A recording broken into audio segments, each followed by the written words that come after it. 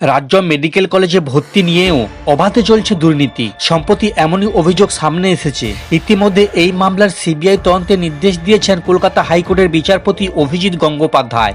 যদিও তাতে বিচারপতি সৌমেন সেনের ডিভিশন বেঞ্চে মৌখিক স্থগিতাদেশ দিয়েছেন বলে দাবি করেছেন রাজ্য। এবার এই ইস্যুতে বিস্ফোরক দাবি করলেন রাজ্যের বিরোধী দলনেতা শুভেন্দু অধিকারী। এমবিবিএস ভর্তিতে মুখ্যমন্ত্রী মমতা বন্দ্যোপাধ্যায়ের পরিবারের সদস্যরা সরাসরি সুবিধা পেয়েছে। মুর্শিদাবাদ থেকে এমনই দাবি করলেন শুভেন্দু অধিকারী। মুর্শিদাবাদের লালবাগে দলীয় সভায় উপস্থিত ছিলেন বিরোধী দলনেতা।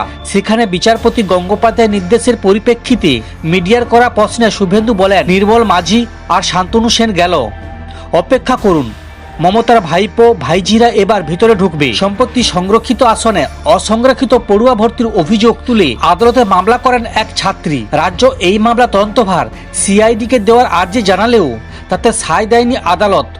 উল্টে বিচারপতি বলেন, শাহজাহানকে আপনাদের পুলিশ গ্রেপ্তার করতে পেরেছে। এই রাজ্য আসলে কিছু দুর্নীতিগ্রস্তদের আখড়ায় পরিণত হয়েছে।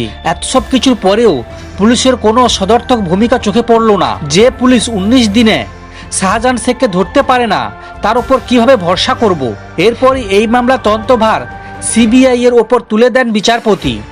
বিচারপতি গঙ্গোপাধ্যায়ের নির্দেশ ছিল বেলা 2:30টার মধ্যে মামলা সংক্রান্ত সমস্ত নথি সিবিআই এর হস্তান্তর করতে হবে। শুধু তাই নয়, বিচারপতি আরও বলেন, আমি জানি এই নির্দেশ চ্যালেঞ্জ হবে, সুপ্রিম কোর্টে আবার যেতে পারে রাজ্য, কিন্তু আমি জানতে চাই আজ পর্যন্ত তদন্ত ঠেকাতে মোট কত টাকা খরচ করেছে রাজ্য সরকার। ওদিকে বিচারপতি গঙ্গোপাধ্যায়ের একক বেঞ্চের রায়ের বিরুদ্ধে বিচারপতি সৌমেন সেনের ডিভিশন বেঞ্চে যান রাজ্য আইনজীবীরা। মামলার রায়ের কপি হাতে না পাওয়ার আগেই তদন্তের সমস্ত নথি সিবিআইকে হস্তান্তর করতে হবে বলে জানান রাজ্যের আইনজীবী। এরপর মৌখিকভাবে সিঙ্গল বেঞ্চের রায়ে স্থগিতাদেশ দেন বিচারপতি সৌমেন সেনের ডিভিশন বেঞ্চ।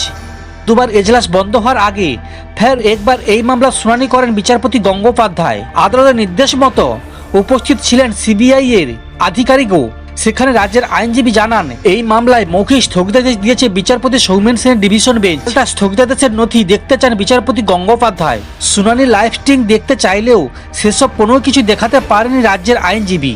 এরপর এফআইআর রিজু করে সিবিআইকে তদন্ত শুরু করার নির্দেশ দেন বিচারপতি। সমস্ত খবর দেখতে এই চ্যানেলের সঙ্গে থাকুন।